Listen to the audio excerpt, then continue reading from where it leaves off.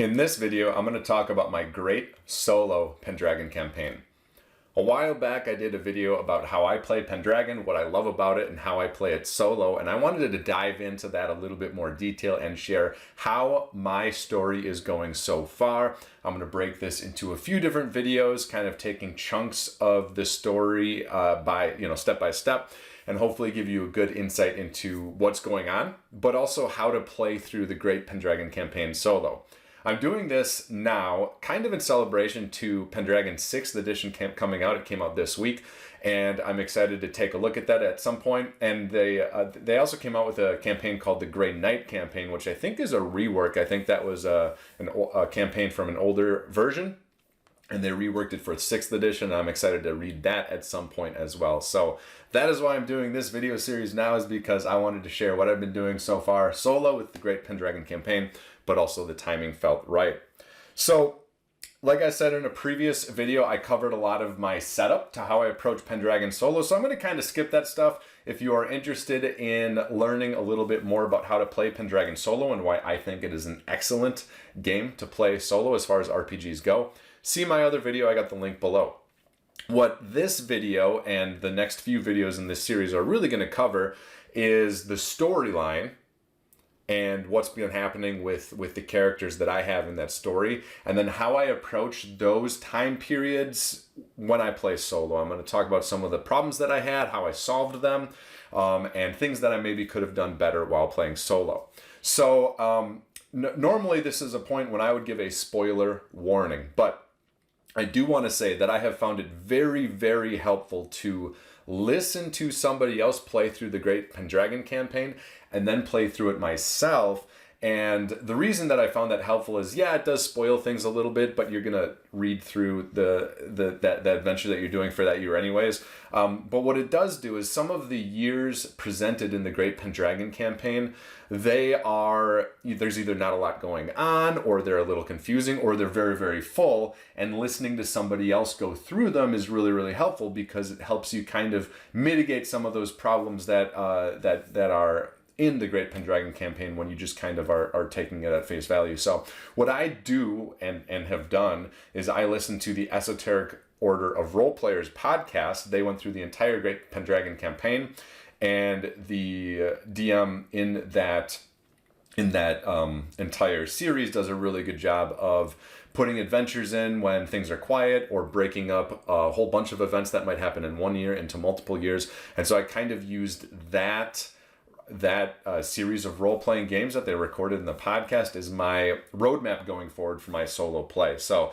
I would suggest listening to their Great Pendragon campaign. Again, that is the Esoteric Order of Role Players. Or you can follow along with these videos, because again, I'm going to talk about the things that I did to make it a little bit better of solo gameplay. So there's one thing you need to know before we get started about Pendragon, and that is that everything comes down to glory. Glory is a value that is tracked and based on the amazing things that your character has done, amazing knightly things that your character has done within the game world.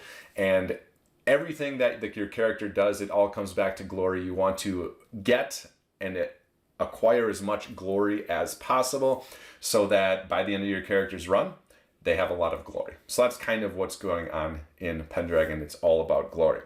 So my entire family history starts with Gregorius. Gregorius is a legendary patriarch of the family, and this is the very first name that I started with when I sat down to begin playing Pendragon solo in the Great Pendragon campaign. Gregorius' surname became de Idemston because that is the estate that Gregorius ended up landing on, and Gregorius is Roman. So at some point, he and his family came from, elsewhere in the Roman Empire up to Britain, and they were immigrants, basically, and relatively wealthy ones to immediately have an estate up in Britain. Basically Gregorius was, he's the best. He's kind of like I said, he's the amazing patriarch of the family, and he was the guy running the entire show for the entire family for a while. The very first kind of written history of the family begins in 410. Now, there's a few things that happen in 410. First of all, Gregorius's first son, Carpus, is born. But secondly, Britain has been under a lot of attacks and raids from a lot of different groups nearby. The Romans would call these groups barbarians, but more specifically, these groups are Saxons, Scots, Picts, etc. There's a lot more there. But Britain comes under increasing attack from these groups, and the leader of Britain writes to the Roman emperor, whose name is Honorius, something like that, and asks for help. Famously, in real life, the Roman emperor responds and tells Britain to see to their own defenses, and that is seen in history, to my understanding, as the moment Britain was no longer under Roman rule, and also the beginning of the fall of the Roman emperor, because Rome had problems elsewhere. They couldn't commit resources up to Britain. I believe historically Britain had the largest army in the Roman emperor anyways, and Rome just couldn't deal with it at the time, and they slowly crumbled away after that moment, and that was already happening, I guess, the kind of the fall of Rome. But that was like the moment Britain was no longer under Roman rule.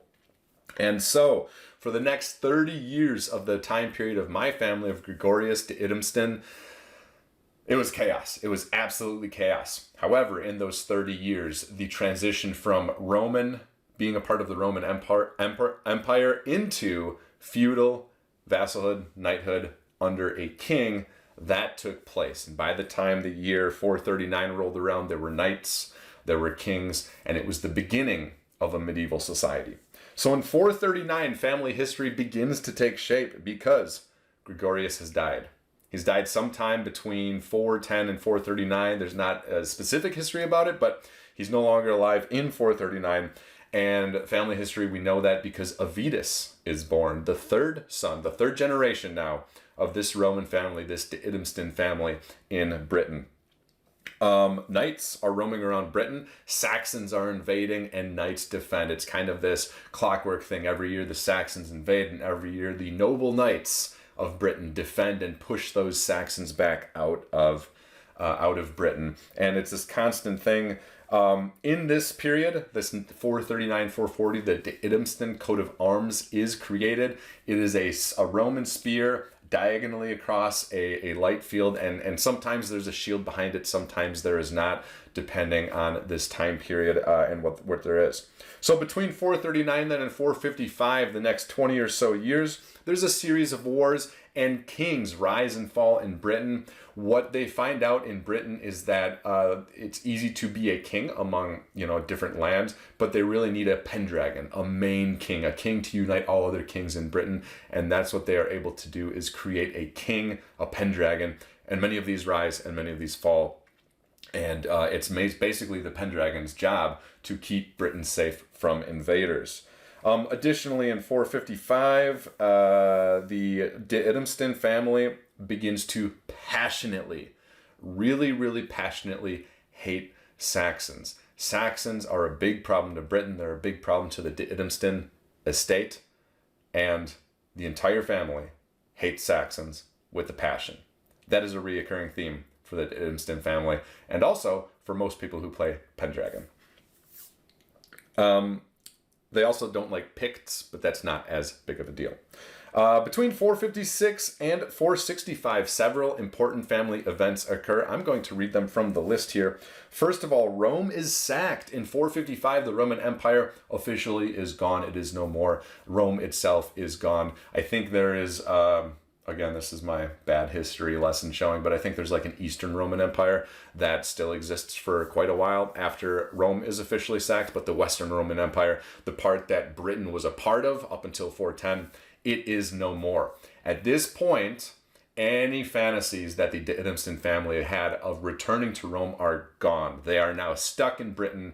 They are British, I guess. They are Brits. They're of the British gentry, but they still think of themselves as Roman. They're a bit snobbish. They have an estate. Of course they are better than a lot of the other people who maybe were unable to be Roman before they were in Britain. Then, of course, after Rome is sacked, Avitus is able to have his first illegitimate child. His name is Rollo.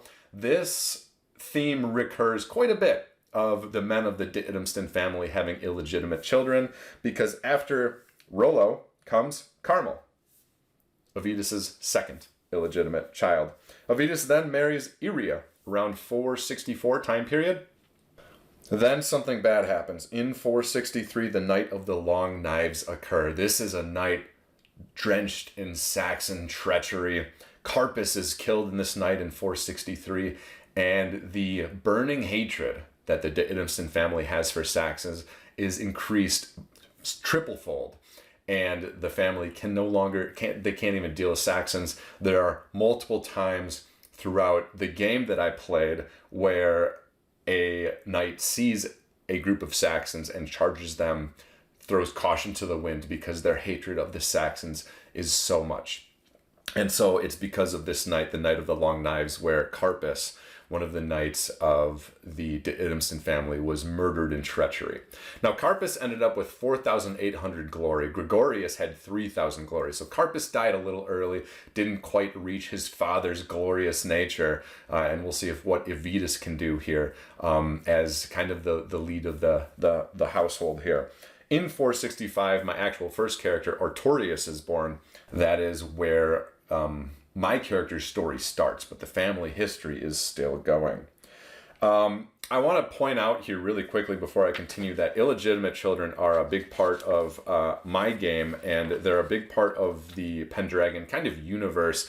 There is a very strong distinction, especially at the beginning of the Great Pendragon campaign, that outlines marriages are often for duty or political reasons and not for love.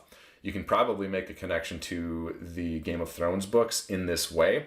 And that is very much clear at the beginning of the Idemston family here, because Avidus marries Iria, has two illegitimate children, has 3 children with Iria, but there was not a lot of love lost between them. And that kind of, that theme continues on, especially during the early years of the Great Pendragon campaign. Later on, when you get to the Arthurian times, chivalry, romance become a much bigger part of the game itself. And marrying for love becomes a change in the game and the environment of the game. And it's kind of fun working between those two. But that's why illegitimate children are a big part of the family here at the beginning.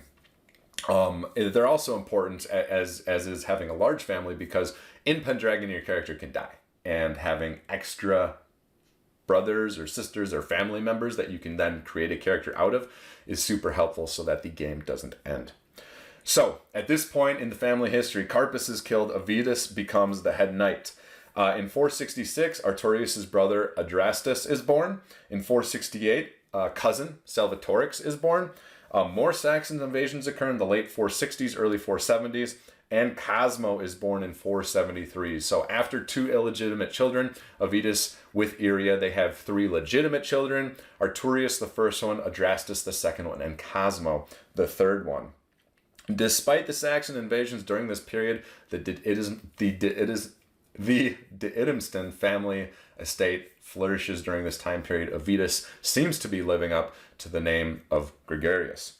But in 479, disaster strikes. Avidus is killed during Saxon raids in Salisbury, ending with 1,539 glory, once again dying too early, and once again not living up to his father's glory. So despite a few good years, Avidus is unable to improve upon where his father ended up with his glory.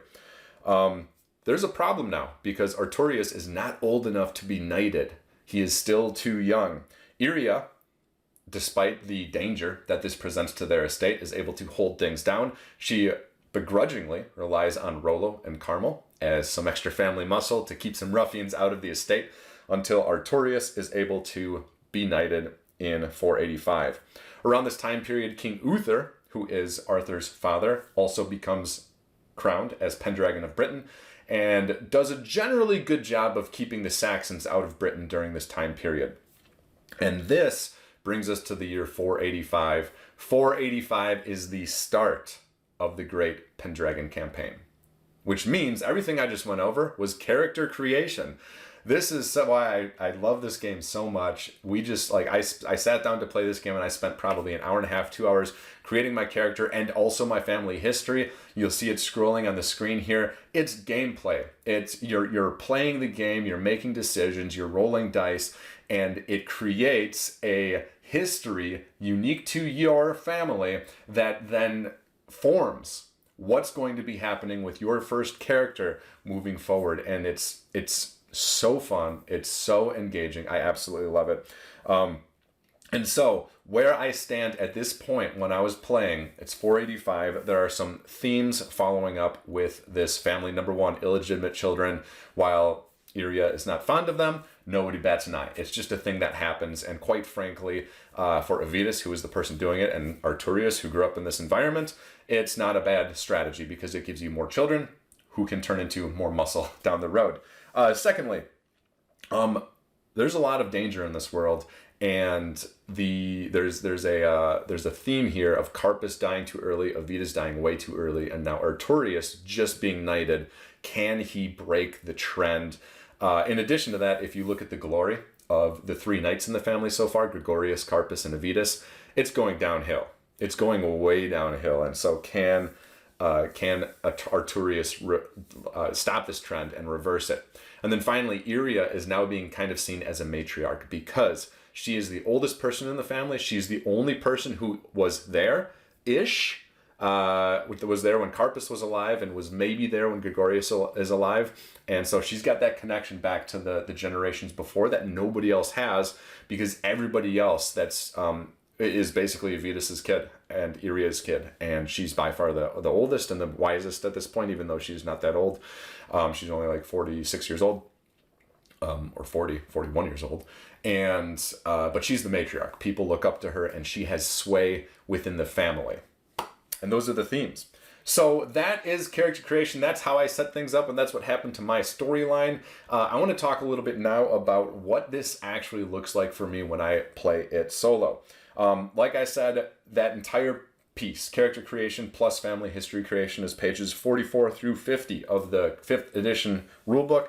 I haven't read the 6th edition yet, but I would assume that part is in there because it's so fun. And so check that out. Do your own family history and character creation and record it. Record some of that stuff. A lot of what I didn't explicitly record what happened, and I think it would have been more fun if I did, but I was able to, I had some general notes which I was able to rely on. When you start playing with the Great Pendragon campaign, and I'll start this in my next video, the Great Pendragon campaign is split into years. So 485 is the first year, and what it's going to do is going to present you at the start of the year any news, gossip, or intrigue that is happening. Then it's going to give you the events, adventures, wars, the main things that happen that year, and that's what your character is going to participate in. And then at the end of the year is something called the winter phase, and this winter phase is why solo play for the Great Pendragon campaign is so good.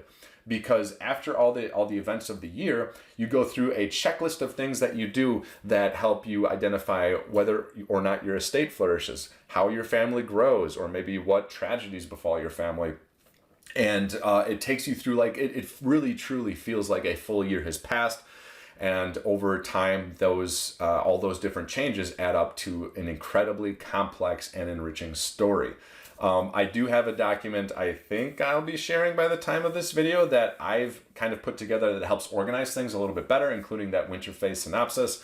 It's for my use, so hopefully it helps you, but it's not organized like I would publishing a game or something like that.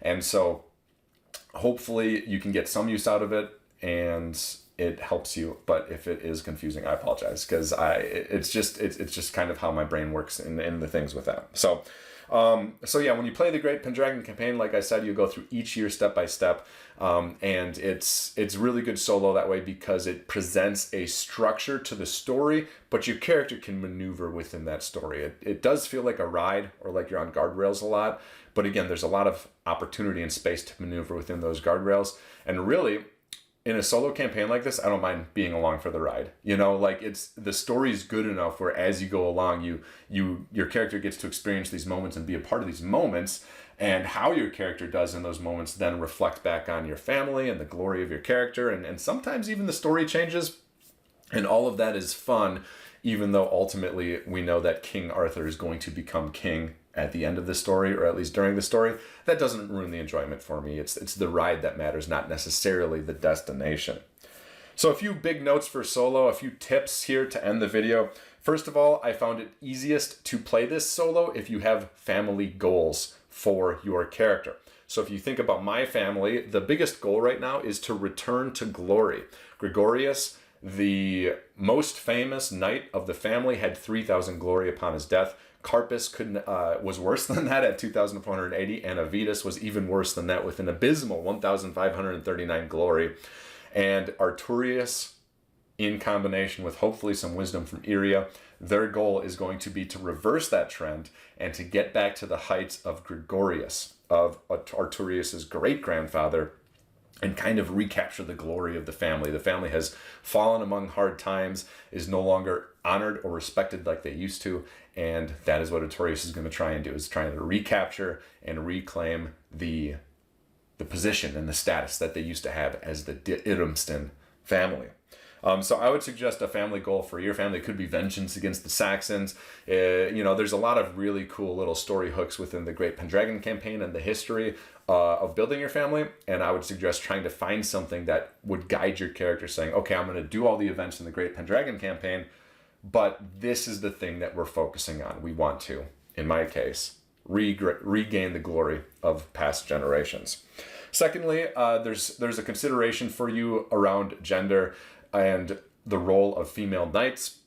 I talked about this briefly in my other video. Basically, this is a game that is built on literature, Arthurian literature, from not recent times, and the literature is around a time period way in the past where obviously women were treated differently than men. There's a lot of ways to handle this. You can handle this in a way that is extremely oppressive, where men get to be knights, men get to have all of the land and things like that, and women are just kind of like there. You can treat it like Game of Thrones, where there are women knights, but they're not common. Or you can just kind of treat it more equally, where anybody can become a knight and own land and things like that. That's really up to you. What I did is I treated it a bit like Game of Thrones, because that was easy for me to like onboard the story for myself. So there are rules around men and land ownership, and that's actually created some really fun different wrinkles within the game that I'm playing.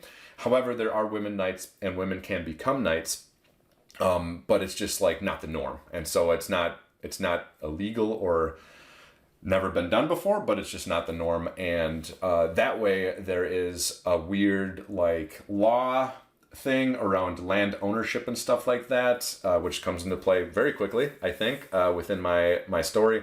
But there's also no restrictions if I decide to pick up a female character at some point, and I don't need to necessarily deal with what that looks like in the world. So that's completely up to you and how you want to play that. I don't think there's any right or wrong. Just recognize that the game, Pendragon, is built off of literature, built off of a time period where there was really not a lot of gender equality. So just recognize that going in. And then finally, just one last reminder, when you play the Great Pendragon campaign, especially when you play solo, you are along for a ride, all right? There are times where you will get choice and can impact the story, but the main story beats, the main plot points, they will continue to move forward in the storyline, and there's not much your character can do to impact those. Know that up front and enjoy the story. I don't think it's impacted my ability to enjoy the storyline at all, but you do need to know that up front as you go. So there it is. That's my video. I hope you enjoy. I'm going to do more of these as I dive into the King Uther years and then the Anarchy years and even past that, and what's happened to my family history, what are some of the problems that I ran into when I was solo playing, how I fixed those, and maybe some more tips for you to do some more solo role playing for the Great Pendragon campaign. So I hope you enjoyed. Check the links below if you have any questions. Leave them in the comments, and I'll see you in the next video.